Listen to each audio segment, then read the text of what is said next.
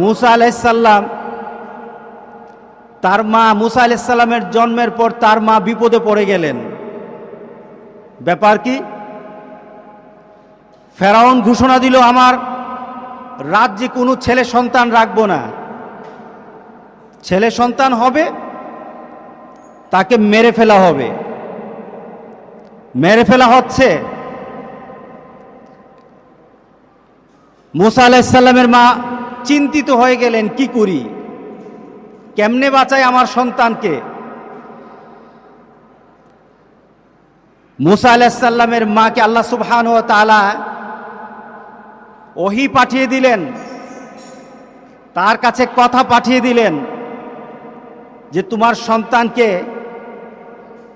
নদীতে ভাসিয়ে দাও। সন্তানকে কোথায় ভাসাবে?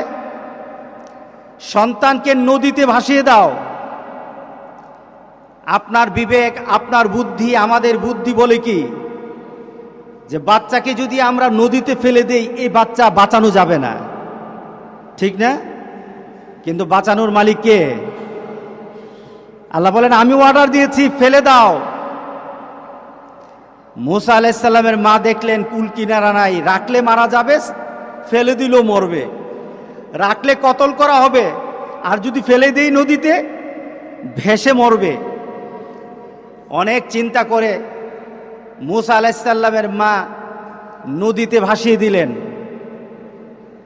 আল্লাহ সুবহানাহু ওয়া তাআলা বলেন আমার কথা অনুযায়ী যখন নদীতে দিয়েছ, তার হেফাজতের দায়িত্ব আমি কেমন ভাবি নেই, একটু তাকিয়ে দেখো, একটু তাকিয়ে দেখো তোমার সন্তানের হেফাজতের দায়িত্ব আমি কিভাবে নেই। মুসা আলাইহিস সালামকে নদীতে ফেলে দেওয়ার পর আল্লাহ সুবহানাহু ওয়া তাআলা বলেন আমার মুসাকে তার ঘড়ি বরে করব যে মুসার সবচেয়ে বড় শত্রু। মুসার সবচেয়ে বড় শত্রুকে ফেরাউন।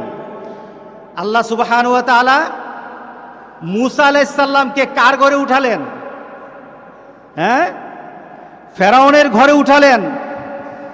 ফেরাউন তো দেখে বলে সে তো আমার দুশমন, আর আল্লাহ সুবহানাহু ওয়া তাআলা সাথে সাথে ফেরাউনের হৃদয়ে ভালোবাসা ঢেলে দিলেন। ওয়া আলকাইতু আলাইকা মুহাব্বাতাম মিন্নি, ভালোবাসা ঢেলে দিলেন।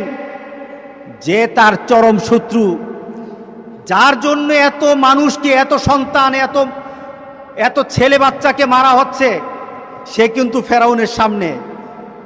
আল্লাহ বলেন ফেরাউন তুই যার ভয়ে এত সন্তানকে হত্যা করলি, সে কিন্তু তোর সামনে টের পাবি না। সেই তোকে মৃত্যুর কারণ, সেই তোর জন্য মৃত্যুর কারণ হবে। কিন্তু আমার বান্দা যখন আমার কথা শুনে, আমি আমার বান্দার হেফাজতের পূর্ণ দায়িত্ব নেই। ফেরাউন আমার এই বান্দাকে, আমার এই মুসাকে তুই বড় করবি। মুসার মা কি চিন্তা করছিল যে এই ফেরাউনের ঘরে গিয়ে তার বাচ্চা ঢুকবে? না, মুসার মা তো মনে করেছিল, মুসা আলাইহিস সালামের মা মনে করেছিল আমার বাচ্চা তো নদীতে ডুবে যাবে। আল্লাহ বলেন আমার কথা মান, নদী তো ডুববে না, ফেরাউনও মারবে না, গোটা পৃথিবীর তার চুল পরিমাণ ধ্বংস করতে পারবে না। পূর্ণ হেফাজতের দায়িত্ব আমি আল্লাহ নিয়ে নেব। আল্লাহু আকবার। হেফাজতের দায়িত্ব নিলেন কিনা? শুধু নেওয়া নয়, মুসা আলাইহিস সালামের মাকে বললেন তোমাকে আমি রাজকীয় সম্মান দেব। মুসা আলাইহিস সালামকে ঢুকিয়ে দিলেন ফেরাউনের বাড়িতে। ফেরাউনের সবচেয়ে বড় শত্রু মুসার সবচেয়ে বড় শত্রু হলো ফেরাউন।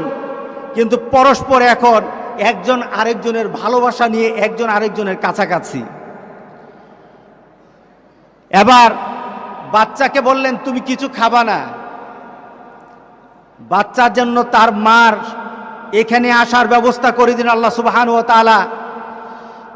বাচ্চার মাকে বললেন আমার কথা অনুযায়ী তুমি তোমার বাচ্চাকে ছেড়ে দিয়েছ, এই কারণে তোমাকে রাজকীয় খাদ্য, রাজকীয় বেতন, রাজকীয় তোমার থাকার ব্যবস্থা আমি আল্লাহ করে দিলাম। তোমার ছেলের সাথে তুমি থাকো, এখানেই তোমার অবস্থান হবে। সুতরাং যারা আল্লাহর কথা মানে, যারা আল্লাহর নীতি মানে, হেফাজত করবেন কে?